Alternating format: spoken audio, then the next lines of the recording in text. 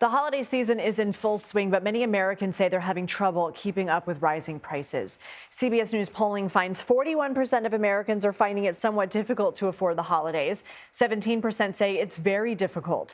CBS News Executive Director of Elections and Surveys, Anthony Salvanto, joins us now. So, Anthony, what's driving this? Hey, Lindsay. Well, look, part of this is a continuation of a story we've been hearing about all year, which is prices affecting a lot of folks. So take a look at this. Why are people finding it so hard to afford? Because they say the things they're buying this year, most of them say they cost at least a little more, if not a lot, right? So what happens when they find that out? Well, what's going to happen is, number one, it's going to be impacting different income levels differently. And this is another story we've seen all year with differences by income in the effect of prices. You see people at relatively lower incomes, many more of them saying that things are difficult to afford for the holiday season, right? And then, okay, what does that do? Well, let's talk about how they're adapting.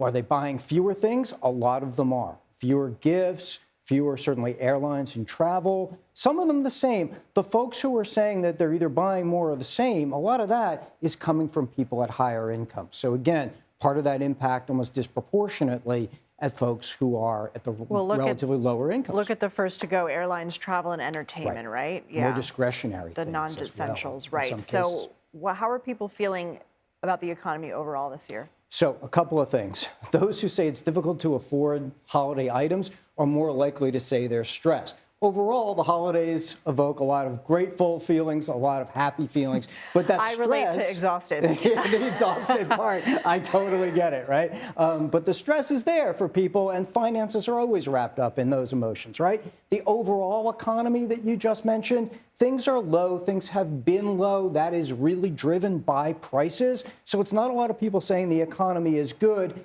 And finally, this, people assessing, looking back at the year, what did changes happen in your financial situation?